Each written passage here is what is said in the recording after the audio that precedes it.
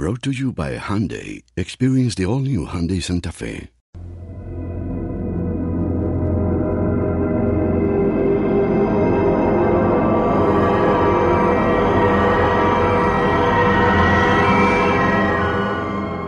Welcome to the official Lost podcast hosted by ABC.com. We hope you all enjoyed our first official video podcast last week. And if you didn't, well, just close your eyes and it'll feel like the audio ones. In any case, we have an excellent podcast in store for everyone today. Later, executive producers Damon Lindelof and Carlton Cuse will join us to discuss last week's mind-warping episode. They'll also be prepping you for this week's adventure, The Glass Ballerina, which airs Wednesday, October 11th from 9 to 10 p.m., only on ABC. First up, though, a few words from one of the show's newest additions, actress Elizabeth Mitchell.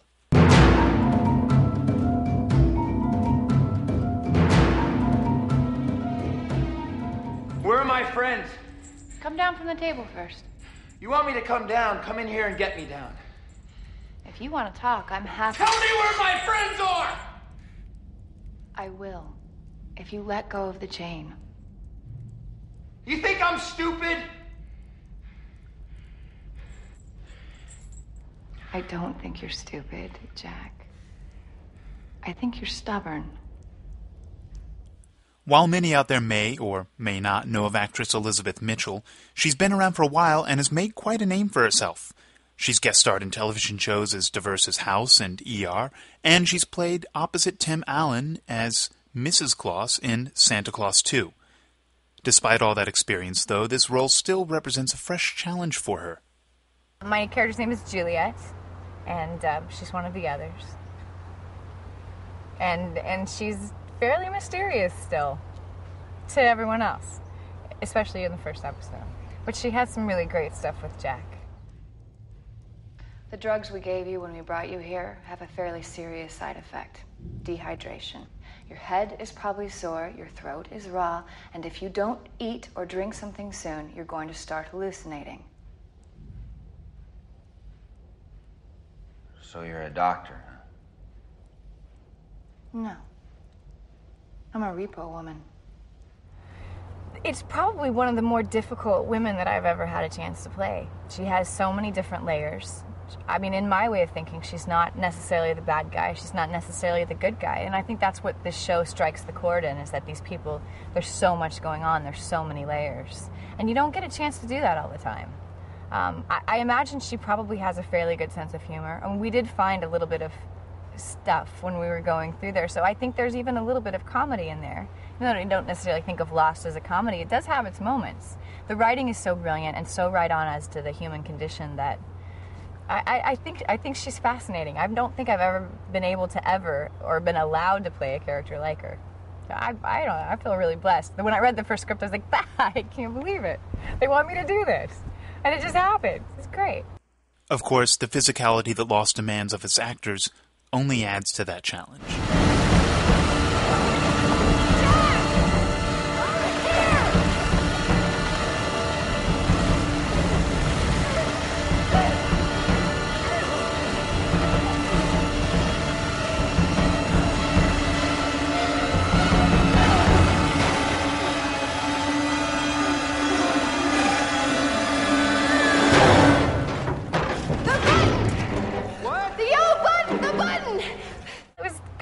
Because they basically set it up, and then they're like, okay, so then you're going to swim through the rapids and grab onto the door, and then it's going to take you away. And I was like, okay. My heart starts to beat. I was like, it was wonderful. It was so much fun. I mean, I do swim, so I can swim.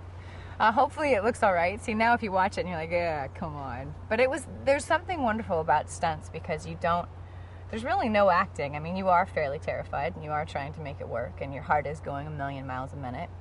And I get to grab Jack, which is fun. It's nice to save people. As any actor will tell you, joining a show midstream is tough, especially if you've been a fan for a long time. Yeah, I was. I watched it from the very beginning, actually. It actually happens a lot that you come on and you already know everybody. They're like, hi, I'm, Matt, or I'm so-and-so, and you're like, yeah, I know. But it's interesting. I don't have the urge to call everyone by their character name, although I do know their characters' names. It's not usually confused in my head. What I really enjoyed was the fact that everybody was so kind. That was surprising to me. That you would have a cast this big and that you don't have any prima donnas or anyone being essentially difficult. You really just have a group of hardworking actors. Even as big as it's gotten, you still have a group of hardworking actors. That's nice. While Elizabeth Mitchell may be a fan, we've yet to see a fan question from her. You all, on the other hand, are very good at submitting questions. Here now to answer a few of them are executive producers Damon Lindelof and Carlton Cuse.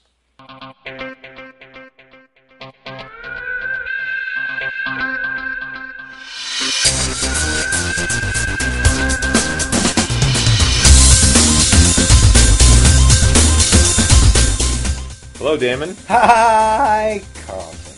And welcome to our Season 3 inaugural audio podcast. I like that there's now a difference between the video. We're moving on up. It's that we're branching out. I think there's a profound difference between our audio podcast and our video podcast. There is a profound difference, and that's that the people don't have to look at us. That is far superior. Which I think is, definitely a vast improvement. Having seen the video podcast on my computer, it was more apparent to me than ever that why would anyone ever want to look at us? Well, I mean, I look at it this way. I mean, Matthew Fox doesn't like to watch himself on screen either. So, it's more a question of that than it not being that you weren't good. How many negatives did I use in that sentence? What's you the were good. difference between Matthew Fox and me? What is the difference? Oh, he's wildly attractive. In any case. Oh, going fishing Yeah. now. No, Damon, you're wildly attractive too. Carlton, we said we would just down the quotient just a little bit, just for today. Okay. So there will be more video podcasts at varying Sometime. points over the course of the season, but next time I think we should probably wear makeup or have fancy lighting effects and... Or hire actors to play us. Yeah, or hire actors to play us. That's That would that's be the much best better. idea. Ted Danson could play you, And David Cross could play me. you. That's wonderful. Excellent. Let's talk a little bit about. Can I ask you just though, like, if there was an ideal person that you would have play you, who would that be? Billy D. Williams. Awesome. Yeah, I'm That's a big great. Lando man, and I just That's feel fantastic. that he has always encapsulated the real soul of the person that I am. Yeah. But and you, if you had to pick the dream casting, George Clooney. awesome. That's a good idea. I was going to go Julie Andrews, but Well, George maybe Clooney's awesome. maybe Julie Andrews. Very talented. She's a little older than me. Hey, let's talk about the Okay, show. the show. A Tale of Two Cities. That first 5 minutes. Do you think that we should talk about that?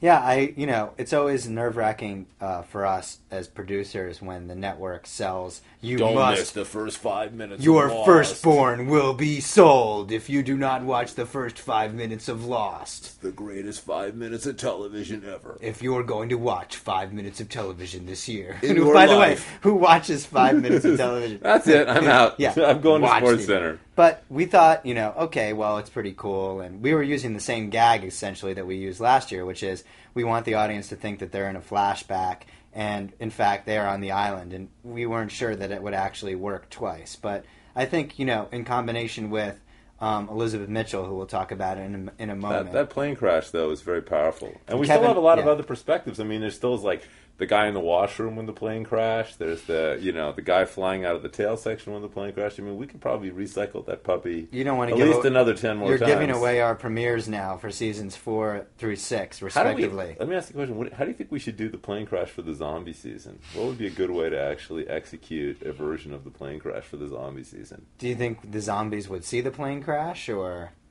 they're probably too busy eating dead bodies? Yeah. In any case, I think big shout outs to Kevin Blank and Jay Worth, who worked on that.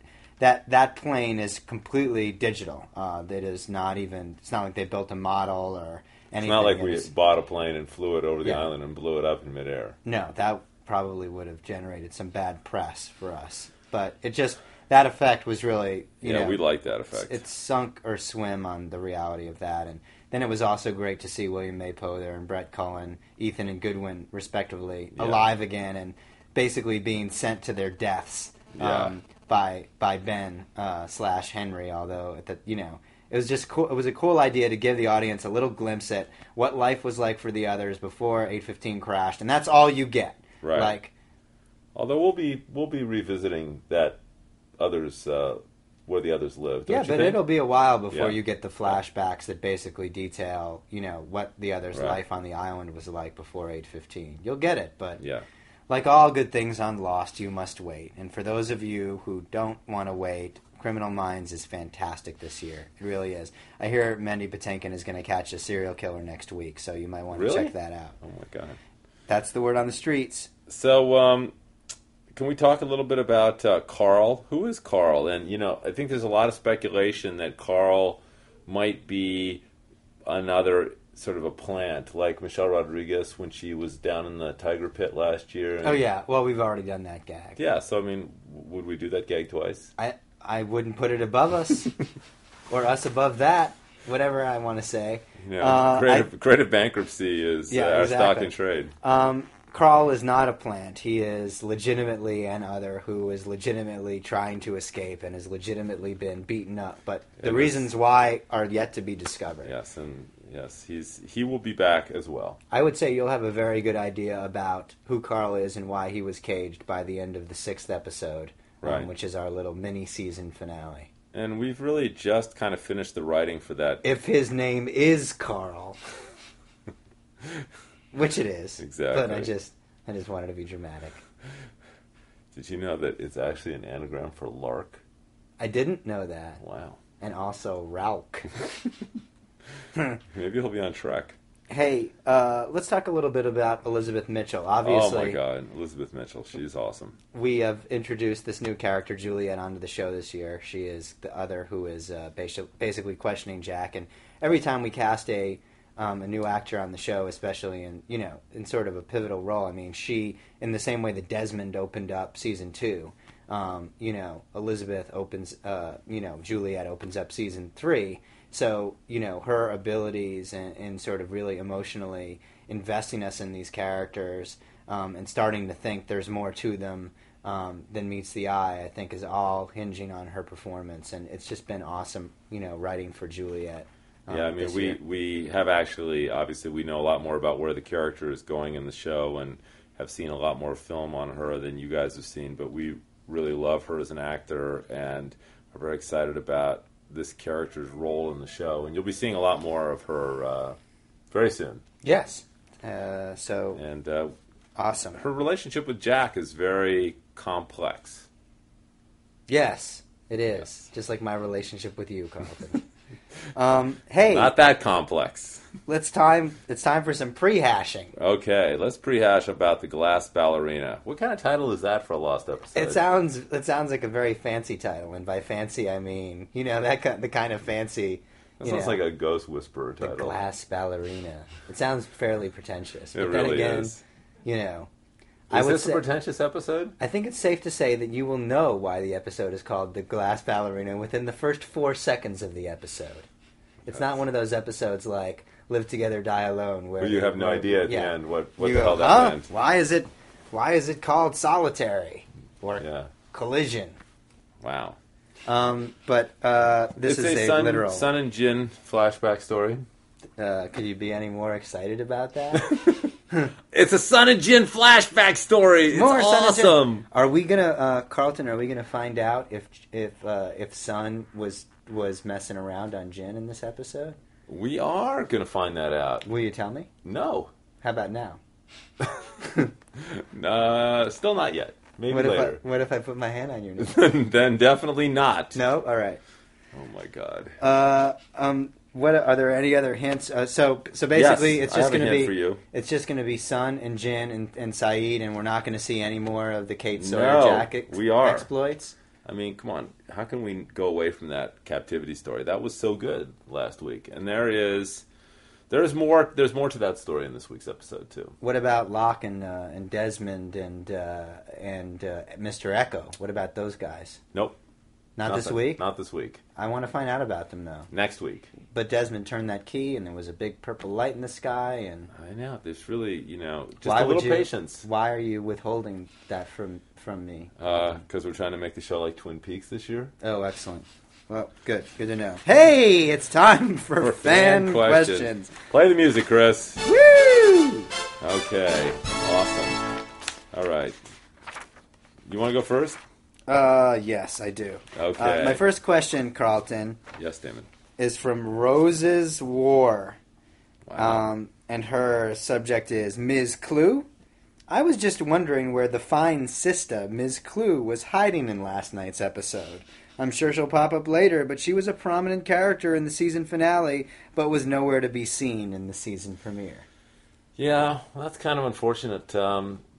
But Miss Clue will be back at a certain point this season. There are a lot of others, and we're basically introducing the audience to some of the other characters. Would you say, Carlton, that not all of the others are there in this little zoo enclosure that that Kate and Sawyer and Jack seem to be being kept in? Is that a leading question? I don't know. I think it is, and I would say yes. That would be a fair assessment. Not all the others are in the Hydra Station. So we call it the Hydra Station. And everybody knows the Hydra Station. So I can conclude from this answer that you would in fact say that there are others. There are others in other places. Maybe in season 4. Wow. That would be a song. We should have somebody.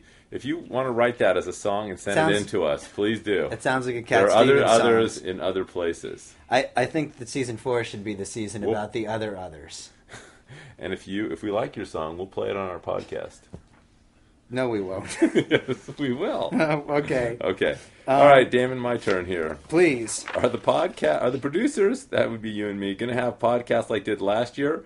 Or is it just going to be a video podcast this year? I really enjoyed listening to the podcast on my iPod at work, but if they have a video podcast, I can't get that on my iPod. So are there going to be audio podcasts this year? I think that's a very polite way of that person. Who's that from? That would be from DomFan324. Okay, Dom Monahan. First off, you don't have to disguise your name. And secondly, if you don't want to see us, you can just say it. Our feelings won't be hurt. But yeah, obviously, if you're listening to this on your iPod, the answer is your question is answered, or your answer is questioned. Either or, whatever works for you. Exactly. All right, Carlton. This is from Dickie Crickets. And the question is, are the others Canadians? A Canadian friend of mine noted that whenever you find out about an other, they happen to mention they are from Canada. Is this coincidence or what? Will we find out this season if the others are from Canada? Does Canada have some vast secret island for experimentation on other cultures? What's the deal with Canada? Well, there's actually a portal from Canada to the island, and that's actually sort of a revelation that you'll find in season 5. I can't believe you just gave that away. I'm sorry. All the bad others are from Tallahassee. That would be awesome if the ultimate twist in Lost, and finally in season 11 when the show ends, that was the big twist, was some sort of Canadian connection. I think the audience would find that enormously satisfying. I think they would. They really would. Should it be a French Canadian or just a kind of any kind of Canadian? Any kind of Canadian. I think the reality is that Canada is a sleeping dragon, and I think everybody in the entire world is aware that they are up to no good up there. They're doing something, and they're just preparing to conquer the world. That's season 11 right there. There it is. I'm going to write that down since we're making it up as we go along. Exactly. All right. I'm going to ask you a quick question, then I'm going to ask you a longer question. Okay? All right. The quick question is, what Stephen King book were they reading at the beginning at the book club? Well, this is a fun game that people have been sort of playing, and I don't know if I want to spoil it. Yeah. Because if you do your homework on Stephen King book covers, you will find out what it is, because we used a fairly rare book cover for that particular edition of that particular Stephen King book. And some people have been surmising that it was The Stand, but the Stand is pretty thick, isn't it? The girth of that book would not indicate that it was The Stand. So we'll rule out The Stand. Girth. That's good. Good word. And we'll allow you to points. continue playing but you got to know we love Stephen King. As a matter of fact, the coolest thing that we did in the last couple of months was going and seeing Stephen King, who we had a roundtable conversation, Damon and myself and J.J. Abrams and Stephen King, along with Jeff Jensen, who is, of course, the non-resident expert on all things Lost, who writes for Entertainment Weekly, and that creative discussion is going to be in an issue of Entertainment Weekly later this month, I believe. Nice plug.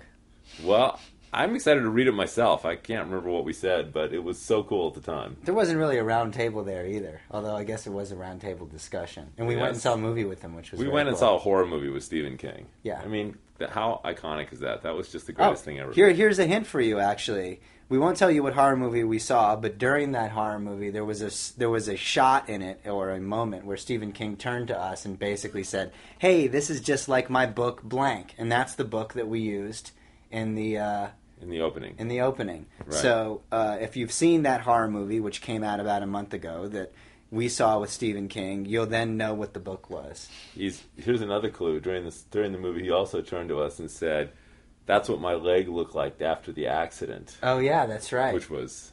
That's not really a clue. That's just sort of a... Well, it's a clue as to what the movie was. Oh yes, exactly. Yeah. It was great. It was awesome. So, anyway... Here's another clue. The movie was not The Covenant. Is that the one with the 4 guys and they, have magic powers? Oh, yeah, the guys. Yeah, that was It was cool. not that movie. But, did those guys light stuff up with their eyes? Because if there's any movie that does that, I want to see. Thanks for sharing. Hey, Carlton, when I didn't get to ask you the other part of my question. Oh, okay, shoot. Let me just finish. Yes. After reviewing the hospital scenes several times, I'm very certain that the patient lying in the hospital bed was Zeke. In addition, the Asian man that released Jack from his jail cell is the same Asian man at the book club meeting.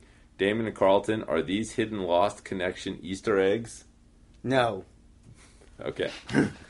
Carlton, when Juliet picks up the Talking Heads album, Speaking in Tongues, and puts it in the CD player, why does Petula Clark's Downtown start playing and not the Talking Heads? I used my TiVo to see the name of the album. If you were to go through my CD collection and open the covers of my CDs, you would find that many of them contained CDs that were not on the cover.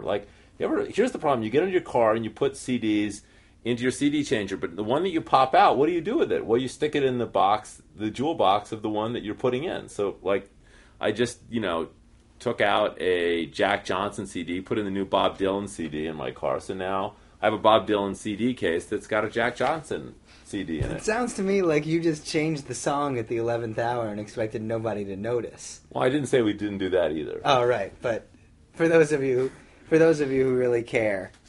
Yeah, the Talking Heads song. She put it in the wrong. Yeah. Yeah. Yeah. Wasn't. No. Right. Okay. All right. So that's all my questions. All right. Well, I have one more for you. Oh. This is actually a good one. Oh wait, for yeah. you, Damon. Okay. And I'm sorry, I didn't give proper credit back here for Ladies Love Sawyer. That was the poster who reviewed the. Found the Asian Man connection, and then the Stephen King question was asked by Joe Sculptor. Yes, and DX King MTM 11 asked the Talking Heads question, which elicited your jewel case response. Thank you. I actually want to do something a little fun with you now, Carlton. For your final question, okay. By There Is No Spoon J. They're basically it's unsolved podcast mysteries. Here is the question. Awesome. Hey guys, here are some unsolved podcast mysteries I expect you to shed some light on. And I felt since we never answer any mysteries on the show, it might be nice to burn off these here with very succinct 1-sentence answers. Okay. That I will ask you, and you will respond. So the first question is, what's the cross you had in your past? You teased that in a podcast and mentioned a photograph, but never told us.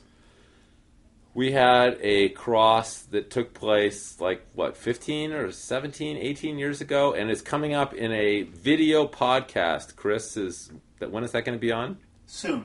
Nice tease. Carlton, why does the city of Tallahassee hate you? I don't know why they hate us, but they hate us, so we deservedly are hating them back. Wow, there's a real feud here. I like there that. is. Carlton, what happened in Damon's bar mitzvah? Remember that from the podcast where I said that was sort of my worst fear. That's what I would see if the monster confronted me. Yeah. That's what there would be flashes of. Well, I think you have to tell us, don't you? I unfortunately didn't attend your bar mitzvah. I think what happened in Damon's bar mitzvah. The answer to the mystery is Damon's bar mitzvah. That is the answer. That in and of itself was enough of a horror. The sheer fact that it occurred is pretty much all there is to it. Next question. Who is that on the phone ringing in the back every frickin' time? God knows. I mean, we've relocated for this podcast to Damon's office. Where no one ever calls. And the phone is not ringing in here. Yeah. Thanks. And finally, does Carlton own a tomato farm? No, but I love tomatoes, and Damon hates tomatoes. It's actually one of the few things that really differentiates us. It does. If you ever couldn't tell the difference between Carlton and I, you need only offer a plate of tomatoes. And therefore, the person who takes the tomatoes is Carlton, and the one who doesn't It's is the lunch order. me. It's always like, I'm adding tomatoes, and Damon's like, no tomatoes. I have to read this part because Yes. Plus my friend Raven has a theory that Damon's pants are actually those strippers' pants that come off super quick. Any truth to that? And to that I have one response, which is... Ah!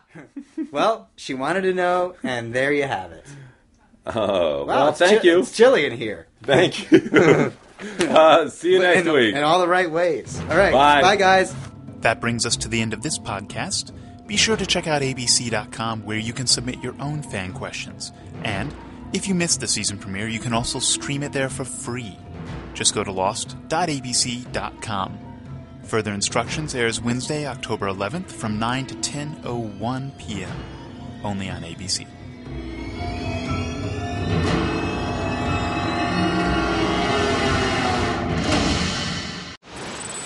You're hearing the sound of America's most advanced assembly plant. But Honda and Toyota are only hearing footsteps. Because right here, Hyundai is building a better SUV. The all-new feature-packed Santa Fe. With standard safety features like electronic stability control and 6 airbags. And the protection of America's best warranty. 10 years, 100,000 miles. All for thousands less. The all-new fuel-efficient Santa Fe. Only at Hyundai. See dealer for limited warranty details. Safety belt should always be worn.